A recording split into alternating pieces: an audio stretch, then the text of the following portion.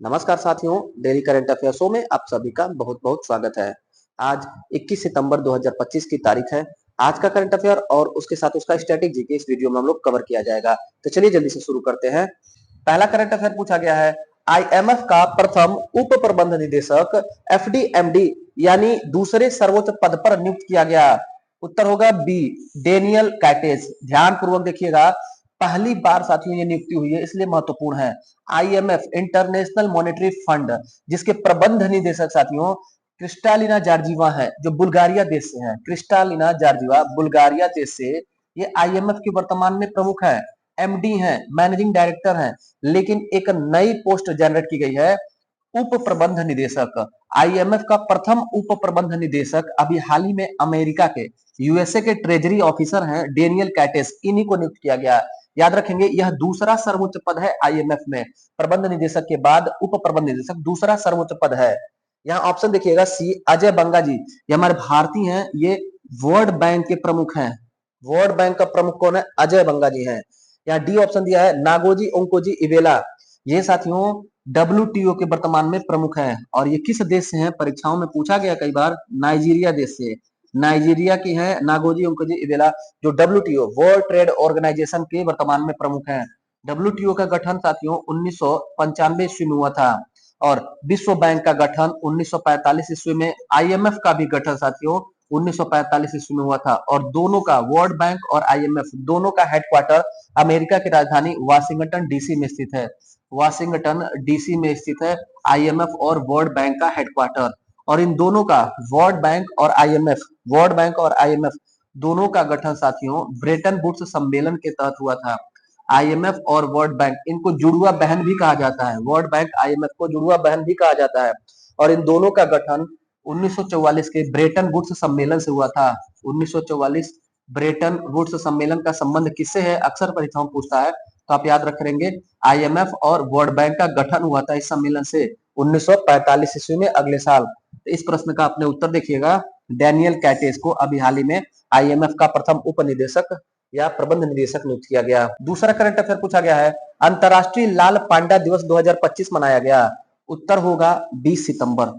20 सितंबर को 2025 में अंतरराष्ट्रीय रेड पांडा दिवस मनाया गया। साथियों ये निश्चित नहीं है कि हर साल 20 सितंबर को हो, यह सितंबर माह के तीसरे शनिवार को मनाया जाता है। सितंबर माह के थर्ड शनिवार, थर्ड सैटरडे, तीसरे शनिवार को दुनिया भर में हर साल अंतरराष्ट्रीय लाल पांडा दिवस मनाया जाता है। हर साल सितंबर महीने के तीसरे शनिवार को। तो इस बार यह 20 सितंबर को पड़ा है, सितंबर माह का तीसरा शनिवार। तो 20 सितंबर को अंतरराष्ट्रीय लाल पांडा दिवस मनाया गया। लाल पांडा साथियों, ये तस्वीर है लाल पांडा की। इसके बारे में आप कुछ बातें याद रखते रहिएगा। 2010 में रेड पांडा नेटवर्क का गठन हुआ था। रेड पांडा नेटवर्क कब शुरू हुआ था? रेड पांडा नेटवर्क 2010 में शुरू हुआ था। रेड पांडा का भोजन क्या है? इसका मुख्य भोजन अगर पूछे आपसे, इसका मुख्य भोजन बांस है। बांस इसका मुख्य भोजन है। वही बांस साथियों जिसको हम लोगों ने 2 दिन पहले पढ़ा था। 18 सितंबर को विश्व बांस दिवस है। 18 सितंबर विश्व बांस दिवस 2 दिन पहले बीता है। विश्व बांस दिवस कब मनाया जाता है? 18 सितंबर को। और रेड पांडा का भोजन भी क्या है? बांस ही है। 14 सितंबर को कौन सा दिवस होता है? तो राष्ट्रीय हिंदी दिवस मनाया जाता है। राष्ट्रीय हिंदी दिवस 14 सितंबर को। और विश्व हिंदी दिवस 10 जनवरी को मनाया जाता है। 16 सितंबर को विश्व ओजोन परत संरक्षण दिवस मनाया जाता है। विश्व ओजोन परत, विश्व ओजोन परत संरक्षण दिवस कब मनाया जाता है? 16 सितंबर को मनाया जाता है। इतनी बातें याद रखते रहिएगा। तीसरा करंट अफेयर है, टी20 अंतरराष्ट्रीय मैच में 100 विकेट लेने वाले प्रथम भारतीय गेंदबाज बने। उत्तर होगा सी, अर्शदीप सिंह। अर्शदीप सिंह अभी हाल ही में इन्होंने ओमान के खिलाफ, ओमान देश के खिलाफ, एशिया कप चल रहा है साथियों, उसी में ओमान देश के खिलाफ विनायक शुक्ला एक क्रिकेटर बैट्समैन थे। विनायक शुक्ला, विनायक शुक्ला का विकेट लेने के बाद अर्शदीप सिंह 100 विकेट लेने वाले प्रथम भारतीय गेंदबाज बन गए, जो टी20 इंटरनेशनल मैचों में ये कारनामा किए हैं। साथियों ये अंतरराष्ट्रीय मैच की बात हो रही है। आप समझेंगे आईपीएल, आईपीएल में तो 100 विकेट लिए हैं कई खिलाड़ी, लेकिन आईपीएल जो है साथियों वो बीसीसीआई के द्वारा आयोजित किया जाता है। हमारे भारत का घरेलू मैच है, ये अंतरराष्ट्रीय मैच में नहीं होता है, ये आईसीसी नहीं कराती आईपीएल को। तो ये अंतरराष्ट्रीय मैचों में 100 विकेट लेने वाले T20 में अंतरराष्ट्रीय मैचों में 100 विकेट लेने वाले अर्शदीप सिंह बने। 100वां शिकार इन्होंने ओमान के खिलाड़ी विनय शुक्ला को किया। ऐसे साथियों स्टैटिक जीके में आपसे पूछ दे, ओडीआई में 100 विकेट लेने वाले प्रथम भारतीय गेंदबाज और टेस्ट मैचों में 100 विकेट लेने वाले प्रथम गेंदबाज, तो ओडीआई में साथियों कपिल देव जी का नाम याद रखिएगा, कपिल देव। ओडीआई यानी कि 50 ओवर का मैच होता है। ओडीआई मैचों में 100 विकेट लेने वाले प्रथम भारतीय गेंदबाज कपिल देव, और टेस्ट मैचों में विनोद मांकड़ जी, विनोद मांकड़ जिन्हें बीनू मांकड़ भी कहा जाता है। तस्वीर भी यहाँ पे सामने आपको दिख रही है, इसको बड़ा कर देते हैं। देखिए विनोद मांकड़ जी, इन्होंने 23 मैचों में 100 विकेट लिया था टेस्ट क्रिकेट में। कपिल देव जी 77 मैचों में इन्होंने 100 विकेट लिया था ओडीआई में। अर्शदीप सिंह ने 64 मैचों में 100 विकेट ले लिया T20 इंटरनेशनल मैचों में। चौथा करंट अफेयर पूछा गया है, किस संगठन ने एआई संचालित अर्ध मानव आकृति व्योम मित्र तैनात करने की घोषणा की? तो उत्तर होगा साथियों हमारे देश की आन बान शान इसरो। इसरो ने अभी हाल ही में अनाउंस किया है कि गगनयान जो मिशन है उसके अंतर्गत, गगनयान मिशन के अंतर्गत एक एआई संचालित अर्ध मानव आकृति रोबोट तैनात किया जाएगा जिसका नाम होगा व्योम मित्र। व्योम मित्र गगनयान के अंतर्गत। गगनयान क्या है? पृथ्वी से 400 किलोमीटर की ऊंचाई पर, 400 किलोमीटर की ऊंचाई पर एलईओ कक्षा में, लो अर्थ ऑर्बिट यानी कि निम्न भू कक्षा में 3 दिन तक मनुष्य को पर्यटन कराया जाएगा। मानव अंतरिक्ष मिशन है, मनुष्य मानव वहां पर जाएंगे पर्यटन के दृष्टि से, 3 दिन वहां पर रहेंगे पृथ्वी से 400 किलोमीटर की ऊंचाई पर। इसी के लिए हमारे भारत का यह मिशन है गगनयान। भारत का पहला मानव मिशन गगनयान, भारत का पहला डीप ओशियन मिशन समुद्रयान। उसी तरह से साथियों अंतरिक्ष मिशन। अगर आपसे पूछे गगनयान किसके द्वारा चलाया गया तो आप इसरो ट्रिक करेंगे, लेकिन इसरो का सहयोग और कौन करेगा गगनयान के लिए, परीक्षा में पूछ सकता है। डीआरडीओ, वायुसेना, डीआरडीओ, वायुसेना और नौसेना, ये 4 सेना मिलकर के, 4 संस्थान मिलकर के, हमारी नेवी, हमारी एयरफोर्स, डीआरडीओ और इसरो, इन चारों लोग का संयुक्त परियोजना है गगनयान मिशन। याद रखिएगा इतनी बात साथियों। और यहाँ पर ऑप्शन देखिएगा, नासा अमेरिका की स्पेस एजेंसी है, इसरो हमारे भारत की स्पेस एजेंसी है, जाक्सा जापान की स्पेस एजेंसी है, और स्पेस एक्स एक अमेरिका की निजी स्पेस एजेंसी है। अमेरिका की निजी स्पेस एजेंसी है, एलन मस्क की एजेंसी है। पांचवा करंट अफेयर पूछा गया है, केंद्रीय नागरिक उड्डयन मंत्री राम मोहन नायडू द्वारा यात्री सेवा दिवस 2025 कहां से शुरू किया गया? यात्री सेवा दिवस हिडन हवाई अड्डा गाजियाबाद से शुरू किया गया। हिडन हवाई अड्डा नोएडा गाजियाबाद उत्तर प्रदेश में साथियों, हिडन हवाई अड्डा। यहाँ पर यात्रियों के गरिमा, यात्रियों के गरिमा, सुरक्षा, गरिमा सुरक्षा और संवेदनशीलता के लिए, यात्रियों की गरिमा सुरक्षा और संवेदनशीलता के लिए यात्री सेवा दिवस एक कार्यक्रम की शुरुआत की गई। दिवस मतलब दिन नहीं है साथियों, एक कार्यक्रम है, याद रखिएगा, जो नागरिक उड्डयन मंत्रालय के द्वारा शुरू किया गया। हमारे देश के केंद्रीय नागरिक उड्डयन मंत्री हैं राम मोहन नायडू जी। इन्होंने ही उत्तर प्रदेश के हिडन हवाई अड्डे से यात्री सेवा दिवस कार्यक्रम की शुरुआत की, जिसमें यात्रियों को गरिमामयी जो उनकी यात्रा है वहां पर जो रेस्टिंग टाइम होता है उन सब में उनके जीवन की सुरक्षा की जाए, गरिमामयी जीवन, इन सभी चीजों के लिए शुरू किया गया एक कार्यक्रम है। छठा करंट अफेयर पूछा गया है, भारत ने किसके साथ मिलकर स्मार्ट मत्स्य पालन के लिए ब्लू पोर्ट्स की शुरुआत की? उत्तर हो जाएगा FAO, food and agriculture organization के साथ मिलकर के स्मार्ट मत्स्य पालन के लिए, स्मार्ट मत्स्य पालन के लिए ब्लू पोर्ट्स की शुरुआत की गई है। ब्लू पोर्ट साथियों क्या है देखिएगा, प्रधानमंत्री प्रधानमंत्री मत्स्य प्रधानमंत्री मत्स्य संपदा योजना है।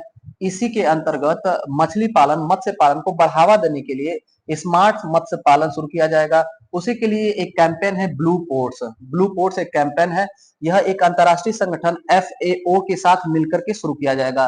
तो प्रश्न का उत्तर हमारा होगा बी। डिटेल देखिएगा, 369.80 करोड़ रुपए से यह योजना शुरू होगा, 369.80 करोड़ रुपए से, और यह पायलट प्रोजेक्ट पर शुरू किया जाएगा।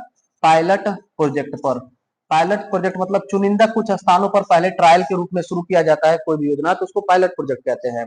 इसके तहत 3 जगहों से शुरू किया जाएगा। ये 3 स्थान आपसे पूछ सकता है, याद रखिएगा। एक है गुजरात में जखाऊ, दूसरा है पुदुचेरी में कराईकल, और तीसरा है दीव में वनकबरा। दीव में वनकबरा, दीव को याद रखिएगा, भारत का पहला राज्य या केंद्र शासित राज्य जो 100% सौर ऊर्जा से संचालित है, दीव। ये परीक्षा में आ चुका है साथियों। बाकी यहाँ पर ऑर्गेनाइजेशन है, इस पर नजर डालिएगा। ILO इंटरनेशनल लेबर ऑर्गेनाइजेशन है, जिसका हेडक्वार्टर जेनेवा में है। FAO ये साथियों 16 अक्टूबर 1945 को स्थापित हुआ। 16 अक्टूबर 1945 को। इसका हेडक्वार्टर रोम में है, इटली की राजधानी रोम में है। इसके वर्तमान में डीजी यानी कि महानिदेशक क्यू डोंग्यू हैं। क्यू डोंग्यू क्यू डोंग्यू किस देश से है, ये भी एग्जाम में पूछ देता है, तो याद रखेंगे चीन देश से है। 2023 से यह अपने पद पर बने हुए हैं। एडीबी एशियाई डेवलपमेंट बैंक है जिसका हेडक्वार्टर मनीला में है। वर्ल्ड बैंक, विश्व बैंक जिसका हेडक्वार्टर वाशिंगटन डीसी में है, 1945 में स्थापना हुआ है। इसके वर्तमान में प्रमुख हमारे भारतीय अजयपाल बंगा जी हैं। सातवां करंट अफेयर पूछा गया है, ऑस्ट्रेलिया ने राष्ट्रीय उत्सर्जन कटौती लक्ष्य 2035 तक कितना कम करने का लक्ष्य रखा है, तो उत्तर होगा 62%। 62% अपने यहाँ जो कार्बन उत्सर्जन है उसको कम करने का लक्ष्य रखा है ऑस्ट्रेलिया ने 2035 तक। हुआ क्या, अभी पूर्व में ऑस्ट्रेलिया ने कहा था कि 2030 तक अपने यहाँ जो कार्बन का उत्सर्जन है वो 43% हम कम करेंगे, लेकिन उसमें संशोधन करते हुए ऑस्ट्रेलिया ने कहा कि हम अपने यहाँ कार्बन उत्सर्जन यानी कि राष्ट्रीय उत्सर्जन कटौती 2035 तक 62% करेंगे। याद रखिएगा ये आंकड़ा। ऑस्ट्रेलिया ऑस्ट्रेलिया के बारे में कुछ स्टैटिक जीके आप याद रखेंगे। ऑस्ट्रेलिया को प्यासी धरती का देश कहा जाता है। ऑस्ट्रेलिया की राजधानी है कैनबरा। ऑस्ट्रेलिया के दक्षिण में एक द्वीप है, नाम है इसका तस्मानिया, और तस्मानिया द्वीप और ऑस्ट्रेलिया के मुख्य भूमि के मध्य में यहाँ पर बॉस जल संधि है, जो अभी हाल ही में पेट के एग्जाम में पूछा गया था। बॉस जल संधि ऑस्ट्रेलिया और तस्मानिया के बीच में। यहाँ पर साथियों ग्रेट बैरियर रीफ है और यहाँ पर ऑस्ट्रेलिया की बृहद खाड़ी है। ऑस्ट्रेलिया की बृहद खाड़ी है। आठवां करंट अफेयर पूछा गया है, ईपीएफ खाते के बेहतर प्रबंधन, तेज दावे और रियल टाइम ट्रैकिंग के लिए ईपीएफओ ने कौन सा पोर्टल शुरू किया, उत्तर होगा पासबुक लाइट। पासबुक लाइट एक पोर्टल है, ईपीएफओ ने इसको शुरू किया है। ईपीएफओ क्या है साथियों, एम्प्लॉय प्रोविडेंट फंड ऑर्गेनाइजेशन, जिसकी स्थापना 1952 में हुई थी। 1952 में ईपीएफओ की स्थापना हुई और यह साथियों श्रम एवं रोजगार मंत्रालय के अंतर्गत कार्य करता है। श्रम एवं रोजगार मंत्रालय के अंतर्गत कार्य करता है, जिसके मंत्री हैं वर्तमान में मनसुख मंडाविया जी। मनसुख मंडाविया जी, मनसुख मंडाविया रोजगार और श्रम मंत्री हैं। इसी मंत्रालय के अंतर्गत 1952 में एम्प्लॉय प्रोविडेंट फंड ऑर्गेनाइजेशन का गठन हुआ था। इसने अभी हाल ही में बेहतर प्रबंधन, तेज दाव और रियल टाइम ट्रैकिंग के लिए कर्मचारियों और अधिकारियों की सुविधा के लिए पासबुक लाइट शुरू किया है। यह एक पोर्टल है, ऑनलाइन पोर्टल है, जिसके माध्यम से कोई भी कर्मचारी A B C D grade का अपने पेंशन और अपने वेतन से संबंधित जानकारी प्राप्त कर सकता है। नौवां करंट अफेयर पूछा गया है, अंबु करंगल योजना का संबंध है, मोस्ट इंपॉर्टेंट साथियों, अंबु करंगल योजना। अंबु करंगल योजना अनाथ बच्चों के लिए अभी हाल ही में तमिलनाडु राज्य ने शुरू किया है। ऐसे बच्चे जिनके माँ बाप कोई भी नहीं है, उनके लिए तमिलनाडु ने अंबु करंगल योजना शुरू किया है। इसमें 6082 उस राज्य के यानी कि तमिलनाडु राज्य के 6082 बच्चों को चयनित किया गया है, लाभान्वित किया जाएगा, जिनका क्राइटेरिया क्या रहेगी, वो 18 वर्ष के हों, 18 वर्ष से कम आयु के हों और स्कूली शिक्षा ग्रहण कर रहे हों। स्कूली शिक्षा ग्रहण कर रहे हैं, 18 वर्ष की आयु तक है, तो उनको हर महीने 2000 रुपए आर्थिक सहायता दिया जाएगा। हर माह प्रति माह 2000 रुपए आर्थिक सहायता देगा तमिलनाडु राज्य। योजना का क्या नाम है, अंबु करंगल योजना। 10वां करंट अफेयर पूछा गया है, शिक्षा और शोध के लिए वियतनाम विश्वविद्यालय से समझौता किया, उत्तर हो जाएगा आईआईटी कानपुर। आईआईटी कानपुर ने शिक्षा और शोध के लिए वियतनाम यूनिवर्सिटी से समझौता किया है। किस मामले में ये शोध होगा, तो याद रखेंगे अक्सर एग्जाम में ऐसे प्रश्न पूछ देता है कि एआई स्मार्ट सिटी और ड्रोन के लिए किस देश से समझौता हुआ है, तो आईआईटी कानपुर और वियतनाम विश्वविद्यालय के मध्य एआई स्मार्ट सिटी और ड्रोन की फैसिलिटी के लिए समझौता हुआ है। एमओयू पर हस्ताक्षर हुआ है, मेमोरेंडम ऑफ अंडरस्टैंडिंग हुआ है। 11वां और अंतिम प्रश्न पूछा गया है, दक्षिण कोरिया में भारत के नए राजदूत नियुक्त हुए।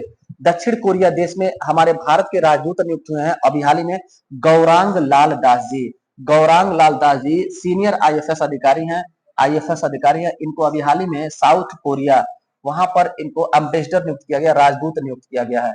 दक्षिण कोरिया साथियों याद रखिएगा, कल के करंट में हम लोगों ने पढ़ा था कि यूएसए से दक्षिण कोरिया ने एक समझौता किया और बताया है कि कोरियाई प्रायद्वीप पर कोई भी परमाणु नहीं है। परमाणु निरस्त्रीकरण के लिए यूएसए और दक्षिण कोरिया में एक समझौता हुआ है। दक्षिण कोरिया जिसकी राजधानी है सियोल, दक्षिण कोरिया की राजधानी है सियोल और दक्षिण कोरिया की मुद्रा है वान, ये बात याद रखेंगे। ऑप्शन को देखा जाए, ऑप्शन सर्जियो गोर साथियों ये हमारे भारत में राजदूत हैं, भारत में राजदूत हैं यूएसए के। यानी यूएसए के राजदूत है हमारे भारत में सर्जियो गोर, जिनको अभी हाल ही में डोनाल्ड ट्रंप ने नियुक्त किया है। इंपॉर्टेंट हो जाता है, इसलिए ऑप्शन में ये डाला गया साथियों। जितेंद्र पाल सिंह जी, ये भी नाम महत्वपूर्ण है। इजराइल में हमारे भारतीय आईएफएस अधिकारी हैं, राजदूत नियुक्त हुए हैं। तो इजराइल में राजदूत नियुक्त हुए हमारे भारत की तरफ से जितेंद्र पाल सिंह। साथियों, ये था आज का 11 महत्वपूर्ण करंट अफेयर। कैसा लगा आज का क्लास और हम लोग का प्रयास? फीडबैक जरूर दीजिएगा। और जो साथी पहली बार चैनल पर विजिट कर रहा है, उन सभी का हृदय की गहराइयों से स्वागत है। अपने चैनल से जुड़ जाइए, चैनल को सब्सक्राइब कर लीजिए। वीडियो पसंद आए तो वीडियो को लाइक कर दीजिए। बाकी चैनल पर जाइए, विजिट करिए और प्लेलिस्ट में आपको गर्व सीरीज जीएस का सीरीज मिलेगा। हिंदी का वीडियो भी अपलोड है। डेली करंट अफेयर पढ़ते रहिए, अपने ज्ञान को बढ़ाते रहिए। मिलते हैं अगले क्लास में, तब तक के लिए धन्यवाद।